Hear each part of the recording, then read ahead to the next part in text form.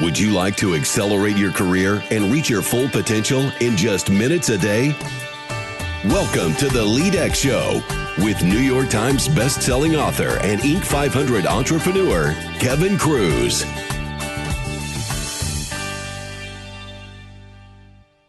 Happy Friday, everyone. Kevin Kruse here, and this is the Sick as a Dog edition. Yep, I'm still sick. This is going on week number 4. I am on so many crazy different meds, including some that I had an allergic reaction to. I almost died last Friday. But hey, enough about that. They say if you don't make time for health, you'll be forced to make time for sickness. Apparently, I wasn't making enough time for health or something. I don't know what my problem is. But enough whining. Entrepreneurs don't get sick. We know that. Single dads don't get sick. All you single parents and regular parents know that. Parents don't get sick. And apparently podcasters don't get sick either. So the show must go on. I'm going to answer this week's questions about productivity and, having a full life, but also balancing that with trying to be focused. So I'm going to come back to that. But first, as always, big thanks and congratulations on listening to another week of the LEADx Show.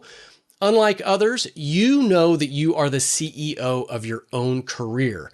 Unlike others, you know that you must be a proactive, lifelong learner. The pace of change is accelerating. The amount of knowledge, how long it takes to double the knowledge base is accelerating. It's getting faster. It's getting harder to stay up and on top of your game. LEADx Show is one way you are doing that. So congrats on that. Also, big thanks for all the new podcast reviews. We just had a whole bunch of new ones come in. We hit number 46 on the iTunes Top 100 list of business podcasts. So very exciting. Thanks. Hopefully we got a bunch of new listeners. Welcome, welcome. And here's a couple of my favorite new ones. PR by Amber W. wrote, I love being able to get 1% better every morning during my daily walk. Amber, thanks for that. And congrats on doing that daily walk. When I interviewed all those highly successful people, one of the things that surprised me is they all had a morning ritual, their hour of power, their non-negotiable time, their miracle morning, whatever you want to call it. And it was always something mental, something physical, and some of them jogged for 20 minutes, some of them walked around the block for 20 minutes, some of them did yoga for 20 minutes, but they always did something physical. And I just heard this week the new research that finally linked, it shows the correlation to every 1 hour of jogging gives you 7 hours of longer life. It extends life by 7, 1-to-7 ratio. When I've told some of my friends about this, they're like, "Wow, that's great. I'm definitely going to do more then, 1-to-7. I thought this was terrible news. I'm like, I don't know that that's worth it. I hate jogging. If I'm only getting 7 hours back for every hour I jog, I think I'd rather have 7 less hours and sit on the couch for 1 hour now.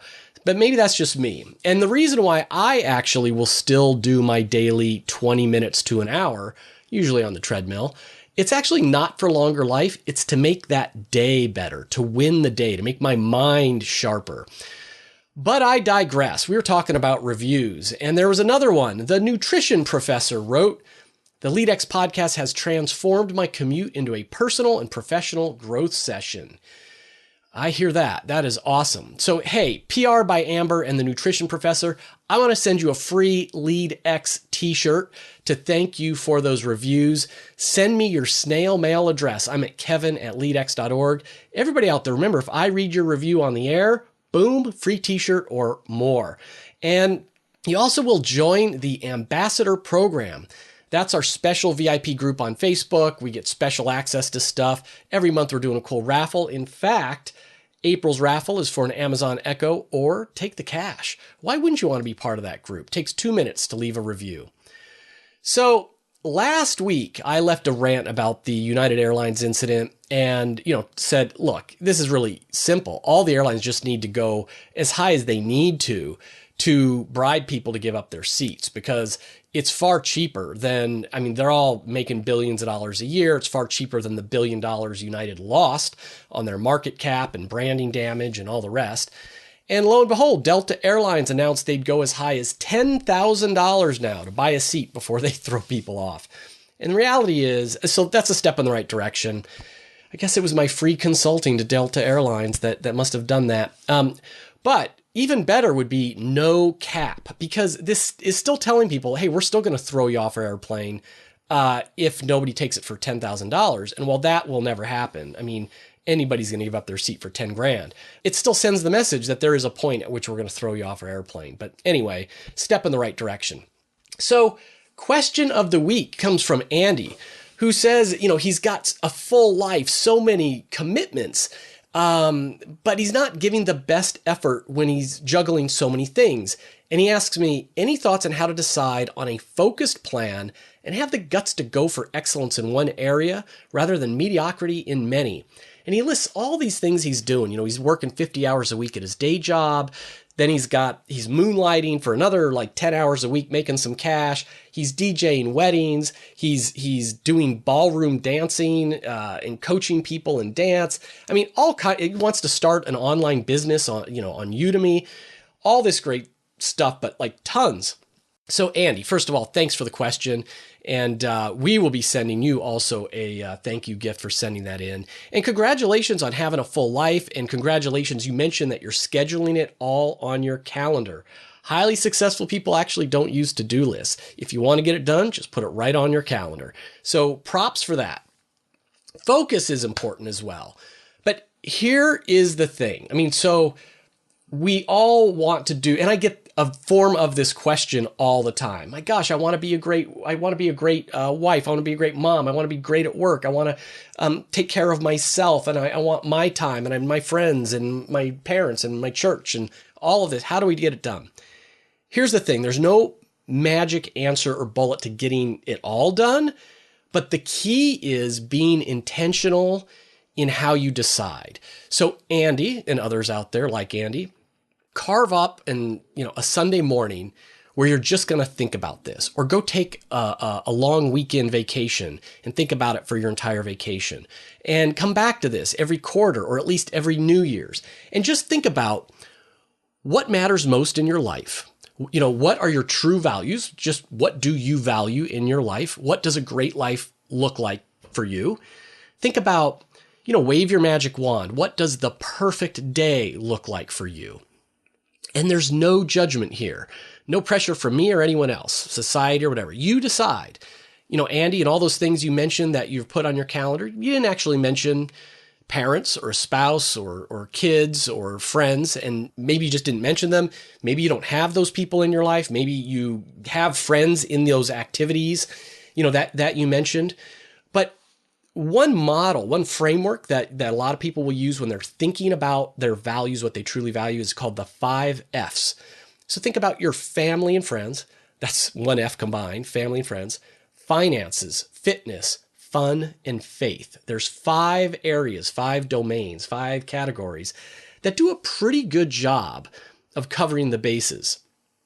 To be truthful, I just have my 3 to thrive: health, wealth, and relationships. I'm always thinking about what do I want in the area of health, what do I want in the area of wealth, what do I want in the area of relationships. And those 3 kind of cover it for me. But if you want even more than 5, just Google the Wheel of Life. If you click on Google Images, you'll get this beautiful wheel that has, depending on the one you get, 8 items, 10 items, 12 items, to help you to think through what does a great life look like? What are your values? And so here's the thing. When you understand specifically what do I value, then you think about, okay, I only have 1,440 minutes a day. How will I allocate them into these different value buckets? If I have to have that day job, I really do need a day job, and I really do need to work 50 hours a week, fine. There's 50 hours a week you're going to dump into that bucket of work. If you value your sleep, as part of your health, and you want 7 to 8 hours of sleep a night, and I hope you do, we'll take all that time and dump that into that health bucket, that sleep bucket. Think about, so why are you doing, let's say, one of your activities? Let's say it's ballroom dancing. Is it for fun? Great. And think about, okay, but how much fun do I really need? How many of my minutes each day or hours each week will I allocate to ballroom dancing or whatever the activity is? What about friends? How much will I allocate for social time? Is it, I want to spend 30 minutes every single day, talking to friends, emailing with friends, connecting with Facebook? Or is it, I don't know, 2 hours once a week? I will go to happy hour on Fridays with my football buddies or whatever it is. Again, no judgment, no right answers. It's just be thoughtful about it, be intentional about it. And I think when you're thinking about your values and your activities and things, is it just doing them? So, hey, I just want to do this activity for fun, ballroom dancing. How many hours is that? Or do you have a goal attached? I'm trying to win a certain ribbon at a certain ballroom dance competition. Okay, well then how many hours, how many minutes will it take each day or week to obtain that goal? And is that goal more important than some of these other goals? Again, there's no one right answer. It's this process of being intentional, thinking it through. And once you know, hey, I've thought it through, I've allocated my minutes into the different value buckets, you're going to look at your calendar and know, you're going to live each day and know, I'm living my life. I'm investing my minutes exactly in alignment with my values. Are there trade-offs? Absolutely, but I've thought them through. And when you've thought them through, guilt goes away, stress goes away, what to do next, all that goes away, and life is good. And it just comes down to living life intentionally. Andy, thanks again for the question. Good luck with that. Hey, everybody, next week, make sure you check all of our new episodes. We've got a couple on career growth, finding your dream career, pivoting. Wendy Sachs was a former CNN contributor who pivoted her career. Sarah Vermont's an author. Her book is called Careergasm. The words I have to say on this show. Now, I was excited. Michael Watkins is a legend. He wrote the book, The First 90 Days, like what to do the first 90 days as a leader, as a boss, or in your job. And he also talks about 5 conversations you need to have with your boss. Really, really high impact, immediately actionable stuff. We have a former U.S. Navy leader. He taught leadership training in the Navy, Scott Love. Great stuff. Come back for that. And let's see, it's Friday. So remember, you're not just a leader at work. You're not just a leader between 9 to 5 or 7 to 7, however long your days are. You're a leader all the time. Leadership is influence. We lead with our words and our silence, with our actions, and when we choose to be a bystander. So this weekend, I'm inviting you, lead your family with intent. And here's a ninja trick. One of the drivers of engagement, whether it's at work or at home, is future confidence, future vision. Just like at work, your family members, they will engage with you. They'll connect with you when you have a shared future vision. Think back to when you were with, your husband, wife, significant other, and you first fell in love. Can you remember that far back? How great that was. Well, part of why it was so great, part of why you had all those crazy chemicals firing off, was there was a lot of future vision going on. Oh, we're going to get married and let's talk endlessly about what our wedding's going to be like. And then, oh, we're going to find the perfect house and let's talk about where we're going to live and the kind of house and how we're going to fix it up. We can see this home with the white picket fence. Oh, and let's not forget we're going to have, 2.5 little kids named this name and that name, and they're going to be awesome. All this stuff was future visioning. And a little bit of why we might not feel as connected to our spouse 5, 10, 20, 30 years down the road is we don't do as much future visioning. So I invite you this weekend to talk about the future. When's the last time you guys talked about, hey, let's start saving and planning to buy a boat. Let's start saving up for that European vacation we never took. Maybe we need to start saving up for retirement years. Should we go to Arizona or should we go to Key West? Where are we going to settle? Whatever it is, whatever stage of life you're in, whether you're just planning for your vacation or a splurge item or a second home or even retirement, use this time to begin that future visioning process. Try to engage your partner in this future vision. Use this over the weekend. Hey, and let me know on Monday, how did it go? Did you have a better weekend for it? Be honest. Kevin@leadx.org is my email. I want to know how it goes for you. And if I read your experience, I can always leave your name off, by the way. I'll send you a free t-shirt or something better. Lead yourself first and lead with intent.